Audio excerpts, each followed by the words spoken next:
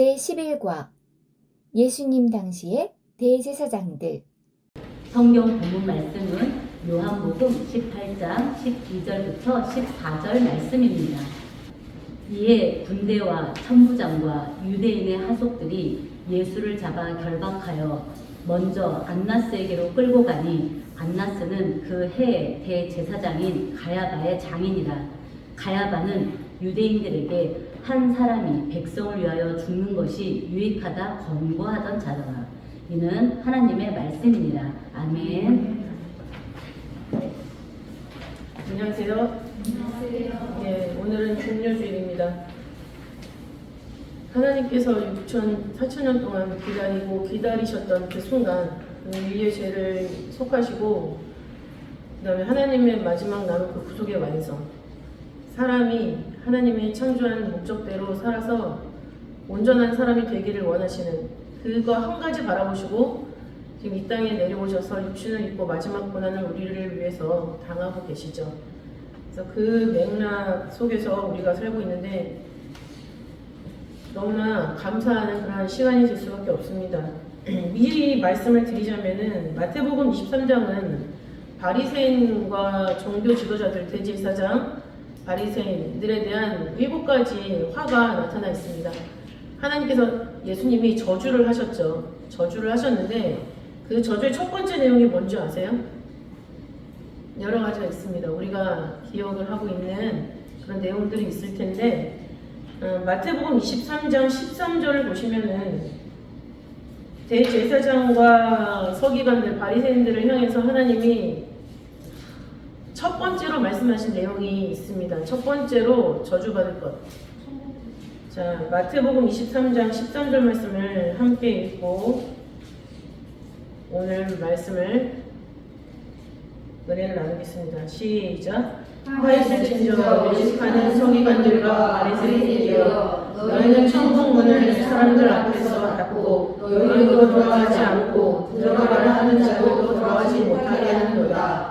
이것이 하나님께서 마지막 때 종교 지도자들을 보는 모습이에요. 천국문 앞에서 그 문을 닫고 너희도 들어가지 않고 들어가려 하는 자들도 못 들어가게 한다라고 말씀하고 계세요. 그러면 이 사람들의 위치는 천국문 아닐까요? 밖일까요? 지금 밖에서 맡고 있는 거예요. 그쵸? 본인들이 안에 있으면서 너네들은 못 들어와 이렇게 얘기하는 게 아니라는 얘기예요. 밖에 있어서 자기네들도 안 들어가고 들어가려고 하는 사람들도 못 들어가게 막는다라는 거죠. 얼마나 가엾습니까? 진짜 그 귀에서 눈에서 비늘이 다 떨어져서 실질적인 말씀의 선악을 분별하는 그런 은혜를 이미 주셨잖아요. 그 은혜가 되살아나서 선악과 분별을 해서 돌파하고 들어오는 그런 힘이 우리 성도님들에게 생기기를 바라겠습니다. 오늘은 10일과 예수님 당시의 대제사장들이죠. 지난번에 말씀드린 것처럼 이것은 고난주간의 맥락과 같기 때문에 오늘 함께 은혜를 나누고자 하는 말씀이 되겠습니다. 예수님 당시의 대제사장들이라고 했을 때는 예수님 당시가 도대체 어떤 당시였는가, 어떤 환경이었는가 라는 것을 우리가 알아야 되죠.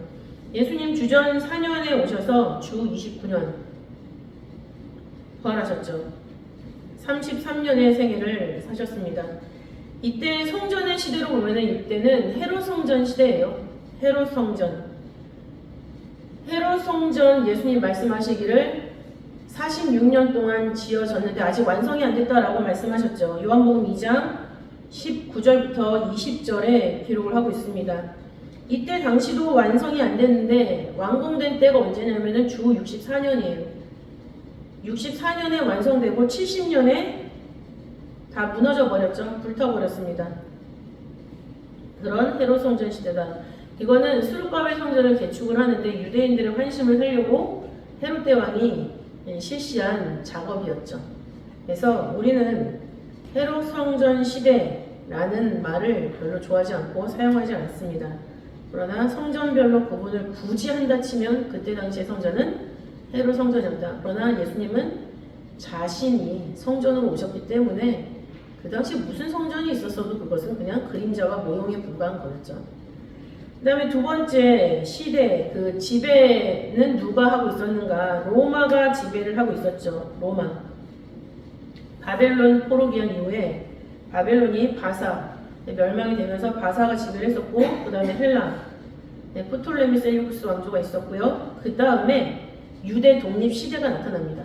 유대 독립 시대는 로마 지배 시대 직전에 있었던 시대예요. 이때 있었던 유대인들의 나라를 하스모니아 왕국이라고 얘기를 하죠. 하스모니아 왕국.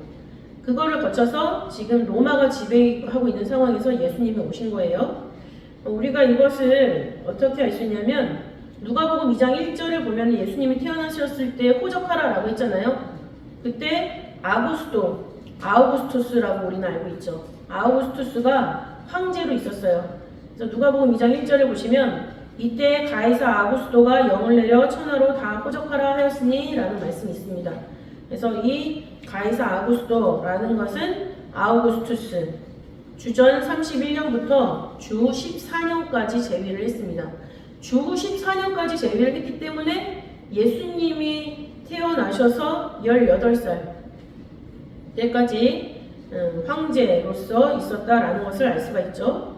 그리고 이때 당시에 전체적인 정치 행정 구조가 어떻게 됐는지는 누가복음 3장 1절부터 2절에 나와 있어요. 누가복음 3장 1절부터 2절을 보면은 그때 왕이 디베리오 가이사다라고 나와 있는데 가이사는 황제란 뜻이에요.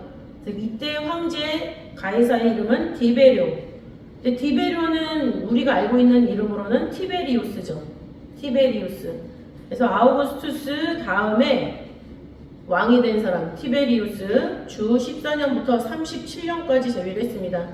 이것을 보면 이 황제 때에 예수님이 십자가에 달려서 돌아가셨다라는 것을 알 수가 있죠.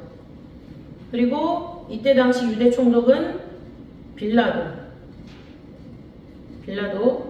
그 다음에 갈릴리의 분봉왕 헤롯이라고 나와 있는데 갈릴리의 분봉왕 헤롯이라고 나와 있는데 이 헤롯은 어떤 헤롯이냐면은 헤롯 안디바라고 얘기를 하죠. 안티파스라고도 얘기를 합니다. 그래서 헤롯이라고만 얘기를 쭉 하고 있는데 헤롯의 아들들을 보면은 헤롯이라는 이름이 다 붙어 있어요. 그래서 뭐 헤롯 빌립, 헤롯 아켈라오, 헤롯 안티파스 뭐 이런 식으로 다 헤롯이라는 이름을 붙여서 이름을 지어놨는데 여기서 말하는 헤롯은 헤롯 안티파스가 갈릴리와 베레아의 분봉왕으로 일을 했다라는 것을 우리는 역사를 통해서 알 수가 있죠. 그리고 그 동생 빌립이라고 되어 있는데 이 빌립은 철을 그 안티파스가 이 빌립의 동생의 철을 취하는 일로 세례요한이 죽임을 당하게 되죠. 그래서 그 빌립입니다. 그래서 역시 헤롯 빌립이라고 얘기를 해요. 그래서 이 빌립이 이두레와 드라고니 지방의 분봉왕으로 라고 되어 있습니다. 그래서 헤롯 대왕은 죽기 전에 이걸 행정 조직을 다시 편성을 하잖아요. 근데 헤롯의 장자는 너무나 잔인하고 난폭해서 좋지 않을 거를 알고 헤롯이 이미 제껴놨어요. 제껴놨는데 마지막 죽음을 앞두게 되는 상황 속에서 그래도 다시 한번 기회를 한번 줘볼까? 주변의 사람들이 이렇게 얘기를 했어요. 그래서 데려왔는데 아니나 다를까 반역을 계획하고 있는 걸 알고 헤롯이 죽여버렸죠. 그리고 둘째 아들, 셋째 아들 알렉산더와 아리스토블루스라는 둘째, 셋째 아들인데 이 아들들이 되게 똑똑해가지고 데려다가 뭔가 일을 시켜보려고 했는데 역시 일도 헤롯의 눈에 차지 않고 반역의 그런 모습이 있었기 때문에 헤롯이 이 둘 다 죽여버렸어요. 그리고 나서 나타난 네 번째 아들이 아켈라오예요. 헤롯 아켈라오. 그래서 이런 내용들이 쭉 진행이 되고 또 여러분들 헤롯 아그리빠 왕 아시죠? 헤롯 아그리빠는 누구의 아들이냐면 아리스토블루스의 아들이에요. 헤롯의 셋째 아들이 아리스토블루스였죠. 그 아들이 헤롯 아그리빠 1세. 사도행전 12장에 나타나 있습니다. 그래서 헤롯의 계보는 굉장히 방만하다. 그리고 성경에 헤롯이라는 단어가 계속 나오는데 그거는 우리가 좀 구분을 해서 봐야 될 필요가 있어서 말씀을 드리겠습니다. 먼저 헤롯 대왕. 헤롯 대왕은 주전 37년부터 주전 4년까지 있었던 왕이에요. 에돔 사람 자신의 왕의 정통성을 입증하기 위해서 그 하스모니아 왕가의 마지막 존재에 섰던 여자 마리암네랑 결혼을 했죠. 그거는 이스라엘, 유대의 왕이라는 것은 왕과 제사장과 선지 역할을 다 묶어놓은 거잖아요. 그러니까 왕의 정통성을 증명하려면 제사장 지방과도 뭔가 끈이 있어야 되는 그 당시에 어떤 인식 체계가 있었던 거죠. 그래서 이 헤롯 대왕은 하스모니아의 여자 마리암네와 일단 결혼을 해서 자기 정통성을 확보하려고 했다. 근데 이 헤롯이 했던 일은 뭐냐면은 예수님 탄생 때 유대인의 왕이 태어났어? 그럼 베들레헴에 있는 두세 넉넉히 잡아서 2살 아래는 다 죽여야겠네? 그래서 그 대학살의 주범이 바로 헤롯 대왕이에요. 누가복음 1장 5절을 보면은 유대왕 헤롯 때에 아비야 반열의 제사장 하나가 있으니 하면서 세례요한의 탄생을 얘기를 하죠. 이때도 당연히 헤롯 대왕 때, 이 헤롯도 헤롯 대왕. 그 다음에 유아 대학살의 주범의 역사는 마태복음 2장 1절부터 20절에 기록되어 있죠. 그래서 마태복음 2장 1절부터 20절도 헤롯 대왕. 근데 이 헤롯에 대한 역사를 보면은 언제 죽었냐면 그 주전 4년 6월절 전에 죽었다라는 기록이 있어요. 그럼 이거를 보면은 예수님이 언제 태어났는지 우리가 추측을 할 수가 있죠. 6월절 전에 태어나셨겠죠. 그죠? 그 다음에 헤롯 아켈라오. 헤롯 아켈라오는 헤롯 대왕의 넷째 아들로 알려져 있습니다. 유대와 예루살렘을 맡겼어요. 헤롯이 이 아켈라오에게 유대와 예루살렘을 맡겼다. 그래서 마태복음 2장 22절을 보면은 그러나 아켈라오가 그 부친 헤롯을 이어 유대의 임금이 됨을 듣고 라는 기록이 나오죠. 그래서 여기서 아켈라오는 헤롯 대왕의 뒤를 이어서 왕이 된 헤롯 아켈라오다 라는 거. 그래서 이 소식을 듣고 요셉 마리아는 아기 예수를 데리고 갈릴리 지방으로 떠나가죠. 이걸 보면 아켈라오가 헤롯 대왕 못지않게 굉장히 잔인하고 난폭했다라는 것을 알 수가 있습니다. 그런데 이 헤롯 아켈라오는 로마의 문 밖에 나가지고 왕에서 폐위당하고 그 다음에 이제 부임하게 되는 게 빌라도 총독이 되는 거예요. 그 다음에 헤롯의 그 다음 아들 헤롯 안디바가 있죠. 헤롯 안디바, 안티파스라고 얘기를 합니다. 주전 4년부터 주후 39년까지 갈릴리의 왕으로 있는 안티파스죠. 그러니까는 아켈라오한테는 유다와 예루살렘 전체를 다스리는 그런 권세를 주었고, 그 다음에 또 다른 아들 안티파스에게는 갈릴리와 베레아만 가르칠 수 있는 지역의 왕이 되게 만들어 놓은 거예요. 헤롯 대왕이. 그죠? 그래서 빌립의 아내 헤로디아를 취함으로 세례요한에게 책망을 받았다. 그리고 후에 세례요한을 죽인 왕이다 라는 거죠. 누가복음 3장 19절부터 20절을 보면 분봉왕 헤롯은 그 동생의 아내 헤로디아의 일과 하면서 기록이 나와 있는데, 이 여기서 나오는 분봉왕 헤롯은 안티파스 또는 헤롯 안디바, 헤롯 아켈라오의 동생, 이렇게 되겠습니다. 되게 복잡하죠? 복잡하지만 우리가 똑같은 헤롯으로 이해할 수 있기 때문에 구분을 해야 되죠. 그리고 이 헤롯 안티파스는 그 안디바라는 이름의 뜻 자체가 반대자라는 뜻을 가지고 있어요. 반대하는 사람. 그래서 반대하기 위해서는 그 추종하는 세력이 있어야 되겠죠. 헤롯 땅이라는 게 있었는데 그 헤롯 땅의 수장이 바로 헤롯 안디바였어요. 그래서 헤롯 땅에 대한 기록은 마태복음 22장에 나오죠. 예수님을 모함해서 가서 막 입씨름하고 했던 사람들 중에 헤롯 당원들이 있어요. 마태복음 22장 16절 보면 자기 제자들을 헤롯 당원들과 함께 예수께 보내어 말하되 하면서 예수님을 괴롭히고 있는 사람들의 모습이 나오는데, 그 중에 한 무리가 헤롯 당원, 근데 여기에 수장이 바로 헤롯 안디바. 갈릴리의 분봉왕이었다라는 거죠. 그래서 이 일을 보고 마가복음 8장 15절에서는 바리새인들의 누룩과 헤롯의 누룩을 주의하라라고 말씀을 하세요. 바리새인의 누룩은 우리가 알고 있지만 헤롯의 누룩은 지금 생경하죠. 헤롯의 누룩. 이 헤롯 당에서 하나님의 말씀을 나름대로 연구를 해서 이용해 먹는 그런 사람들이 있었다라는 거예요. 왜냐하면 유대인들의 환심을 사야 될 거 아니에요. 근데 유대인들은 하나님 말씀이랑 꼭꼭 죽는 거거든요. 그러니까 하나님 말씀을 이용해서 백성들을 자기네들 마음대로 후리려는 그런 사람들이 있었다라는 거죠. 근데 안디바는 그런 식으로 접근했다라는 거예요.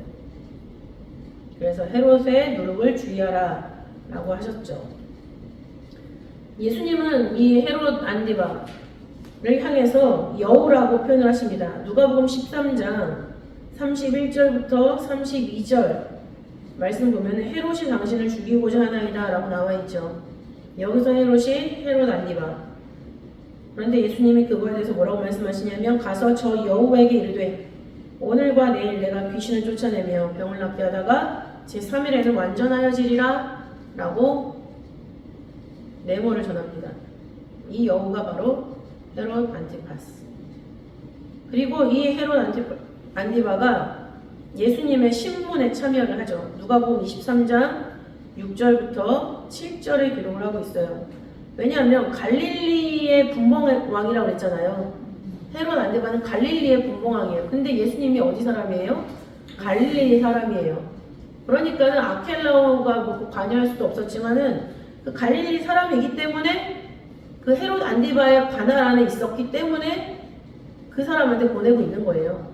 누가복음 23장 6절 7절을 보시면은 빌라도가 듣고 묻되 저가 갈릴리 사람이냐 하며 헤롯의 관할에 속한 줄 알고 헤롯에게 보내니 라고 나와 있어요.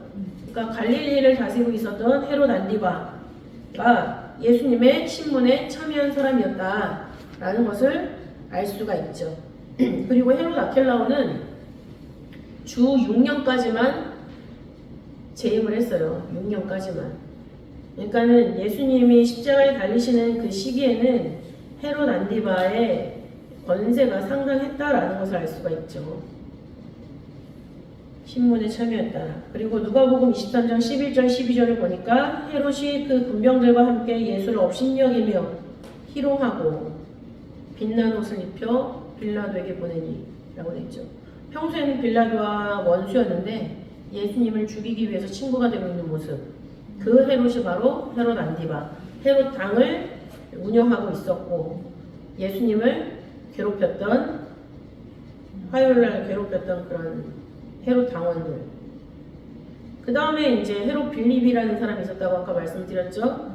헤롯 아켈라오와 헤롯 안디바는 같은 배에서 태어난 형제예요.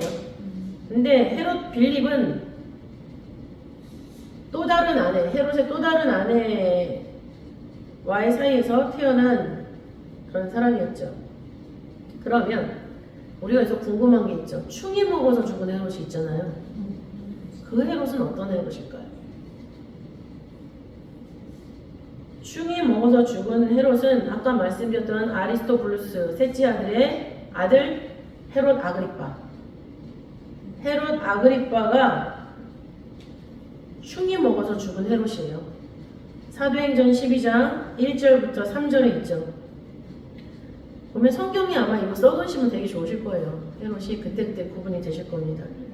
사도행전 12장 1절부터 3절을 보면 그때 헤롯 왕이 손을 들어 교회 중 몇 사람을 해하려 하여 예수님이 승천하신 다음에 제자들을 괴롭혀서 제자들을 죽이는 그런 헤롯 왕이 있는데 이 헤롯 왕이 헤롯 대왕의 손자, 헤롯 대왕의 셋째 아들 아리스토블루스의 아들이 되는 거죠. 헤롯 아그리파.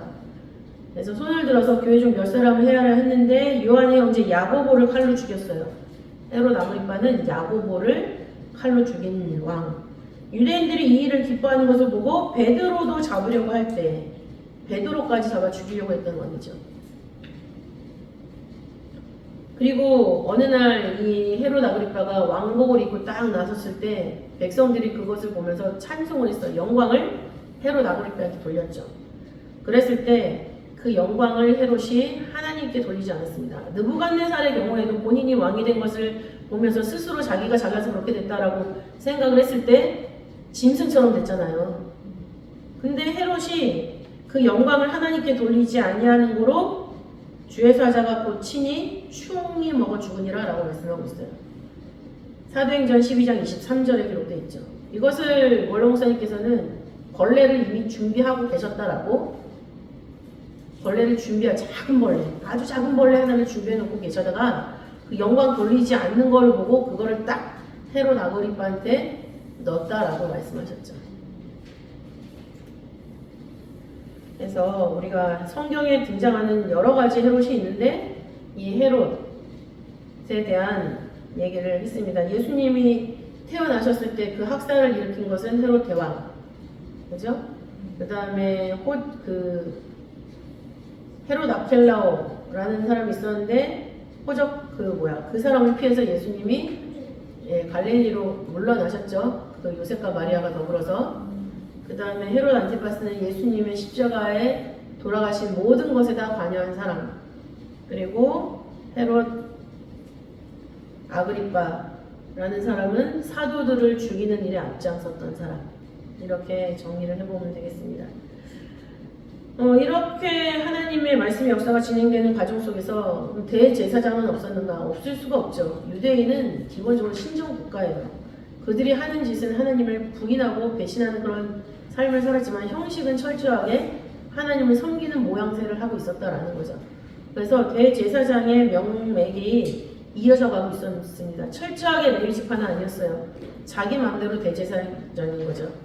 그래서 대제사장의 명맥이 이어가고 있었다라는 근거는 유대의 유명한 역사가 요세푸스가 있죠. 요세푸스가 기록한 유대 고대사, 유대 전쟁사라는 책이 있어요. 그 책을 보면은 대제사장의 이름들이 등장을 하고 있고, 그 다음에 유대 독립 시대에 그 독립 운동을 하면서 마카비서라는 게 있거든요. 그때 역사를 기록했던 유다 마카비잖아요. 마카비서라는 책에도 대제사장들의 이름이 기록되고 있습니다. 그리고 무엇보다도 성경의 기록에 대제사장이라는 단어가 나오죠. 예수님 당시에. 그래서 누가복음 3장 2절을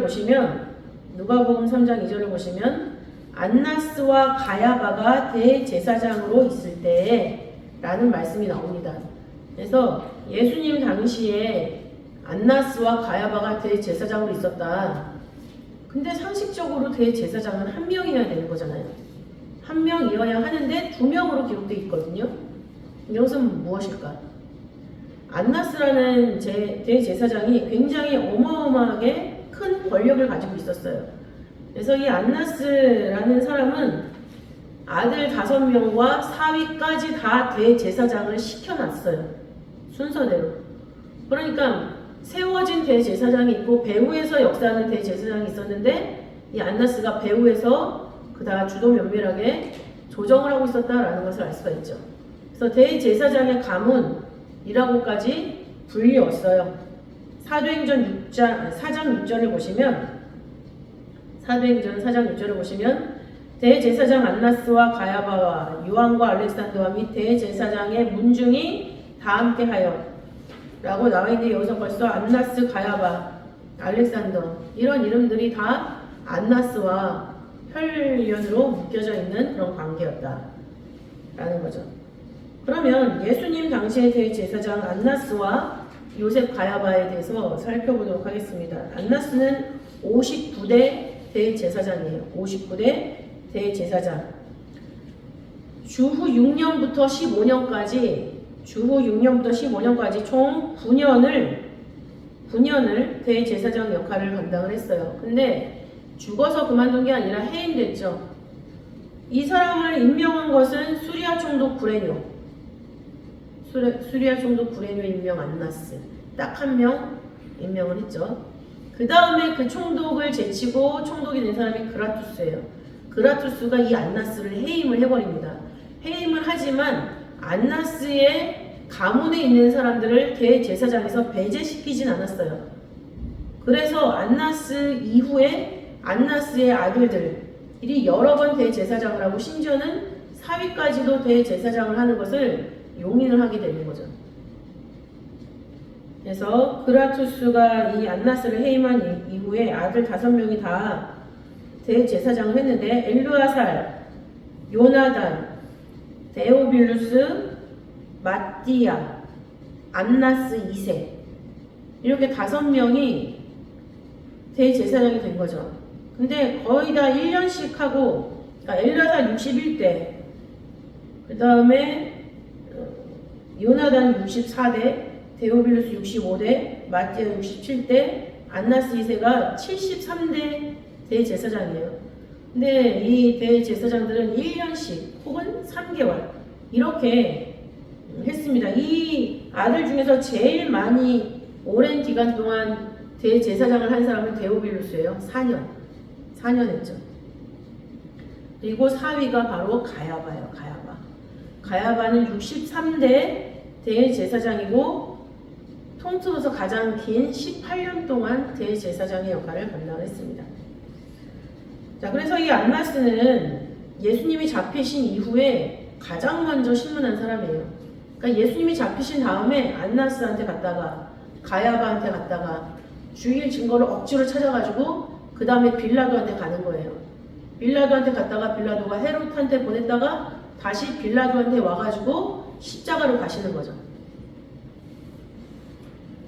그래서 안나스는 예수님이 잡히신 후에 가장 먼저 신문한 사람으로 기록되어 있습니다. 요한복음 18장 12절부터 13절 말씀 보면 군대와 천부장과 유대인의 하속들이 예수를 잡아 결박하여 먼저 안나스에게로 끌고 가니 안나스는 그의 대제사장인 가야바의 장인이라 라고 나와 있습니다. 앞에 있는 대제사장은 가야바, 사위 가야바고 뒤에서 실질적으로 조종하고 있는 사람은 안나스. 요한복음 18장 19절부터 24절을 보면은 이 안나스가 예수님을 신문하는 내용이 나와요. 요한복음 18장 19절부터 24절에 나오는 대제사장은 안나스. 안나스가 뭘 물어봤냐면 19절 볼 때 그의 제자들과 그의 교훈에 대해서 물어봤어요. 너 제자들은 또 너가 말하는 주장하는 것이 무엇이냐 이런 거를 물어봤다라는 거죠. 그래서 쭉 읽어보시면은 나와 있습니다. 그러나 이때 예수님이 뭐라고 대답을 하냐면 내가 여태까지 공개된 장소에서 얘기를 하지 않았냐? 왜 또 나한테 물어보냐? 나한테 들은 사람한테 물어봐서 들어라 라고 얘기를 하고 계세요. 저는 이걸 읽으면서 어떤 식으로든 그 증거를 받으시려고 하시는 거 아니었을까? 이런 생각이 들더라고요. 근데 그거에 대해서 하속이 뺨을 찰싹 치면서 어디 감히 안나스 대제사장한테 그런 식으로 얘기하냐 이렇게 얘기를 했죠. 그리고 나서 그 결박한 그대로 가야바한테 가고 있습니다. 요셉 가야바라고 하죠.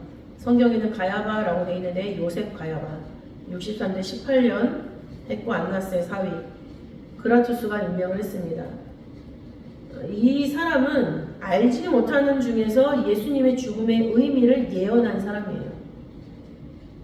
예수님의 죽음을 예언했다. 발람 선지자를 쳤을 때 나귀가 예언했죠. 나귀가 알고 예언했을까요? 나귀의 입을 빌어서 하나님이 말씀하신 거예요. 그죠? 그리고 발람도 하기 싫었지만 유대 사람, 이스라엘 사람들을 뒤에서 괴롭히는 데 합력하고 싶었어요. 돈 때문에. 그러나 하나님이 그럼에도 불구하고 그가 선지자기 때문에 그 입을 통해서 하나님이 하시는 일을 선포하게 하셨다라는 거죠. 그런 역사가 가야바의 입에서도 나타났어요. 요한복음 11장 47절부터 53절에 기록된 내용인데 이 가야바가 무슨 말을 하냐면은 50절 말씀에 한 사람이 백성을 위하여 죽어서 온 민족이 망하지 않게 하는 것이 너희에게 유익한 줄을 생각지 아니하는도다 라고 나와 있습니다. 근데 이 유대인들의 아주 그 대제사장들, 바리새인들, 그 다음에 국회의원들이 참 이상한 생각을 한 게 뭐냐면 그 앞에 보시면 이 예수를 그대로 두면 모든 사람이 저를 따를 것이고 그렇게 되면 로마가 와서 우리를 칠 것이다 라고 아주 그냥 얘기가 아주 급진적으로 막 달려가고 있는 걸 볼 수가 있어요. 예수님이 딱 말씀을 하시고 그 세를 얻어서 백성들이 예수님을 따르게 되면 로마가 유다를 공격을 할 것이다. 그래서 우리는 살 수가 없을 것이다. 그러니까 우리 민족이 살려면 예수를 죽여야 된다. 이런 이상한 얘기를 하고 있는 거예요. 물론 가이사라는 존재를 너무나 크게 봤기 때문에 예수님이 이렇게 능력이 커서 로마의 위협이 되면 로마가 우리를 치지 않을까? 이런 정치적인 생각을 하고 있는 건데 하나님의 뜻과 전혀 상관없는 그야말로 인간의 정치죠. 인간의 정치로 접근해서 얘기를 하고 있다라는 거.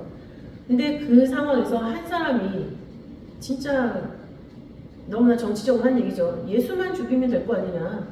예수만 죽이면 우리가 살 수 있는데 라고 얘기를 한 거예요, 이 사람은. 그러나 51절을 보시면 이 말은 스스로 함이 아니요 그 해의 대제사장이므로 예수께서 그 민족을 위하시고 또 그 민족만 위할 뿐 아니라 흩어진 하나님의 자녀를 모아 하나가 되게 하기 위하여 죽으실 것을 미리 말함이러라 라고 말씀하고 있어요.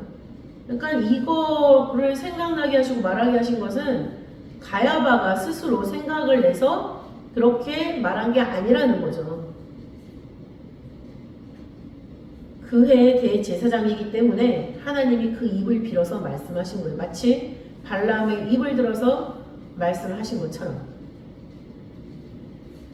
본래의 뜻은 뭡니까? 예수님이 이스라엘을 구원하기 위해서 또 뿐만 아니라 흩어져 있는 하나님의 자녀들, 전 세계에 흩어져 있는 만세전의 영생을 얻기로 작정된 하나님의 자녀들을 하나로 모으기 위해서 예수님이 한 알에 밀이 되어서 썩어서 싹을 보게 되는 그 역사를 가야바의 입을 통해서 이렇게 미리 예언한 거다라고 말씀하고 있죠. 미리 말했다. 미리 말했다라는 것은 프로페티오라고 합니다. 프로페티오. 예언의 직무를 실행하다라는 뜻이죠. 어쨌든 대제사장이기 때문에 하나님은 그의 입을 빌어서 사람들에게 예수님의 돌아가심의 의미를 알려준 거예요. 그 당시 사람들의 죄, 만인류의 죄, 그래서 하나로 묶기 위한 하나님의 역사.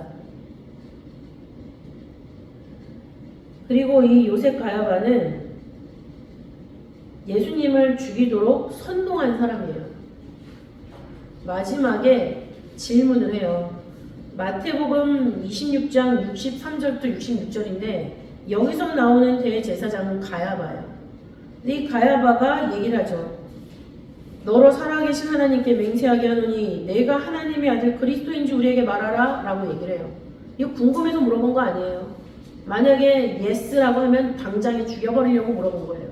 근데 예수님이 내가 말하였느니라 하시면서 나중에 재림까지 한꺼번에 싹 다 얘기를 해버려요. 이후에 인자가 권능의 우편에 앉은 것과 하늘구름을 타고 오는 것을 너희가 보리라 라고 얘기하시거든요.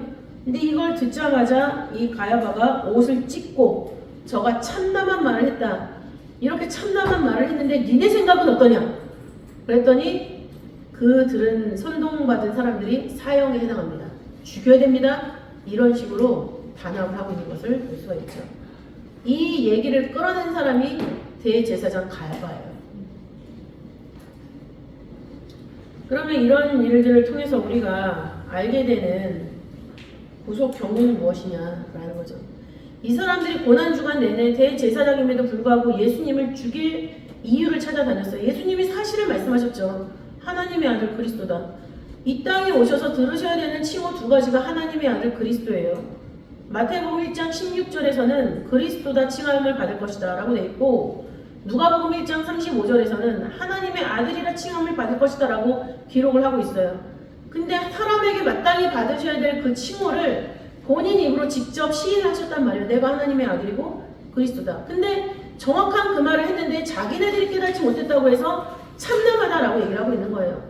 참남하다라는 것은 신적 권위를 손상시켰다라는 얘기죠. 참신이 오셔서 참신이라고 얘기를 했는데 그걸 가지고 참신의 권위를 훼손시켰다라고 얘기를 하고 있는 아주 무식한 사람들의 모습이죠. 이런 것을 획책하고 있는 이 대제사장들, 그림자와 같은 자들이죠. 근데 이 상황에서 예수님은 참된 제사장으로서, 참된 대제사장으로서 우리를 위해서 대신 기도를 하고 계셨어요. 마태복음 26장 59절을 보시면은 대제사장들과 온 공회가 예수를 죽이려고 그를 칠 거짓 증거를 찾으매라고 돼 있죠. 거짓 증거. 성경에서 근거를 찾는 게 아니라, 성경에서 예수를 죽일 수 있는 근거를 찾는 게 아니라 찾을 수가 없으니까 거짓말로 만들어내는 거예요. 거짓말로. 마태복음 27장 20절에서도 대제사장들과 장로들이 무리를 권하여 선동했다는 얘기죠. 바라바를 달라하게 하고 예수를 멸하자 하게 하였더니, 백성들을 그런 식으로 몰아가고 있는 것을, 그런 모습을 말하고 있는 거죠. 예수님이 십자가에서 죽으시고 무덤에 계실 때도 마찬가지였어요. 거기 계시지 않고 부활승천하셨잖아요. 그거를 보고받은 대제사장들, 마태복음 28장 11절을 보면은 그 된 일들을 대제사장들에게 고했다라고 되어 있어요. 그 당시 주권자는 대제사장들이 다 주도하고 있었다는 걸 알 수가 있죠. 그랬더니 그 대제사장이 장로들과 함께 모여서 의논하고 소문을 퍼뜨린 거예요. 제자들이 예수님의 시체를 도적질해서 갔다. 그래서 그 말이 지금까지도 온 유대 가운데 두루 퍼졌다라고 말씀하고 있죠. 마태복음 28장 15절. 얼마나 무서운 죄를 저지른 거예요. 근데 그 예수님을 거짓말로 죽였을 뿐만 아니라 그 다음 믿지 못하게 하는 말이 지금까지도 그 뿌리를 내릴 수 있게 해놓은 씨를 뿌린 사람들이죠. 근데 이렇게 거짓말장의 대제사장들에 비해서 참된 대제사장 예수님은 우리를 위해서 중보 기도를 하셨다라는 거예요. 요한복음 17장을 보겠습니다. 요한복음 17장 말씀이 예수님이 우리를 위해서 하신 중보 기도의 말씀이죠. 전체적으로 보시면은 예수님이 자신의 일을 다 마치셨고 그랬기 때문에 하나님의 영광을 받으셨다. 그 말씀을 우리에게 주셨다. 그 다음에 예수님이 하신 것처럼, 예수님의 말씀과 하나가 된 것처럼 우리도 그 말씀을 통해서 하나님과 하나 됐다라는 것을 깨우쳐 달라라는 얘기를 반복적으로 기도를 하고 계세요. 좀 길지만 우리가 이것을 같이 제가 한번 읽고 선생님들이 한번 읽고 해서 교독해서 끝까지 17장 말씀을 그 의미를 깊이 생각하시면서 한번 읽어보도록 하겠습니다. 오늘의 구속경륜의 말씀은 바로 요한복음 17장 말씀이 되겠습니다. 요한복음 17장 말씀. 예수께서 이 말씀을 하시고 눈을 들어 하늘을 우러러 가라사대 아버지여 때가 이르렀사오니 아들을 영화롭게 하사 아들로 아버지를 영화롭게 하게 하옵소서. 아버지께서 아들에게 주신 모든 자에게 영생을 주게 하시려고 만민을 다스리는 권세를 아들에게 주셨음이로소이다. 영생은 곧 유일하신 참 하나님과 그의 보내신 자 예수 그리스도를 아는 것이니이다. 아버지께서 내게 하라고 주신 일을 내가 이루어 아버지를 이 세상에서 영화롭게 하였사오니 아버지여 창세전에 내가 아버지와 함께 가졌던 영화로서 지금도 아버지와 함께 나를 영화롭게 하옵소서. 세상 중에서 내게 주신 사람에게 내가 아버지의 이름을 나타내었나이다. 저희는 아버지의 것이었는데 내게 주셨으며 저희는 아버지의 말씀을 지키었나이다. 지금 저희는 아버지께서 내게 주신 것이 다 아버지께로서 온 것인 줄 알았나이다. 나는 아버지께서 내게 주신 말씀들을 저희에게 주었으며 저희는 이것을 받고 내가 아버지께로부터 나온 줄을 참으로 아며 아버지께서 나를 보내신 줄도 역사옵나이다. 내가 저희를 위하여 비옵나니 내가 비옵는 것은 세상을 위함이 아니요 내게 주신 자들을 위함이니이다. 저희는 아버지의 것이로소이다. 내 것은 다 아버지의 것이요 아버지의 것은 다 내 것이온데 내가 저희로 말미암아 영광을 받았나이다. 나는 세상에 더 있지 아니하오나 저희는 세상에 있어없고 나는 아버지께로 가옵나니 거룩하신 아버지여 내게 주신 아버지의 이름으로 저희를 보전하사 우리와 같이 저희도 하나가 되게 하옵소서. 내가 저희와 함께 있을 때 내게 주신 아버지의 이름으로 저희를 보전하고 지켜나이다. 그 중에 하나도 멸망치 않고 오직 멸망이 하시리오니 이는 성경을 감행함이니이다. 지금 내가 아버지께로 가오니 내가 세상에서 이 말을 하옵는 것은 저희로 내 기쁨을 저희 안에 충만히 가지게 하려 함이니이다. 내가 아버지의 말씀을 저희에게 주었사오며 세상이 저희를 미워하였사오니 이는 내가 세상에 속하지 아니한 같이 저희도 세상에 속하지 아니함을 위함이니이다. 내가 비옵는 것은 저희를 세상에서 데려가시기를 위함이 아니오 오직 악에 빠지지 않게 보존하시기를 위함이니이다.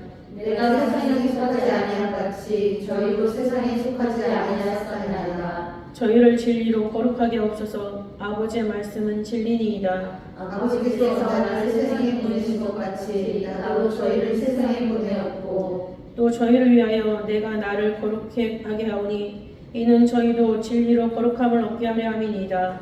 내가 비우는 것은 이 사람들만 위함이 아니요 또 저희 나를 인하여 나를 믿는 사람들도 위함이니 아버지께서 내 안에 내가 아버지 안에 있는 것 같이 저희도 다 하나가 되어 우리 안에 있게 하사 세상으로 아버지께서 나를 보내신 것을 믿게 하옵소서. 내게 주신 영광을 내가 저희에게 주었사오니 이는 우리가 하나 된 것 같이 저희도 하나가 되려 함이니이다. 곧 내가 저희 안에 아버지께서 내 안에 계셔 저희로 온전함을 이루어 하나가 되게 하려 함은 아버지께서 나를 보내신 것과 또 나를 사랑하신 같이 저희도 사랑하신 것을 세상으로 알게 하려 함이로소이다. 아버지여 내게 주신 자로 나 있는 곳에 나와 함께 있어 아버지께서 창세전부터 나를 사랑하심으로 내게 주신 자의 영광을 저희로 보게 하시기를 원하옵나이다. 의로우신 아버지여 세상이 아버지를 알지 못하여도 나는 아버지를 알았었고 저희도 아버지께서 나를 보내신 줄 알았삼나이다. 내가 아버지의 이름을 저희에게 알게 하였고 또 알게 하리니 이는 나를 사랑하신 사랑이 저희 안에 있고 나도 저희 안에 있게 하려 함이니이다. 아멘. 이 말씀을 보시면 그 당시에 있는 사람들을 위하여만이 아니라 우리를 위하여서 대제사장으로서 기도하고 계시는 아버지의 심정을 우리가 알 수가 있죠.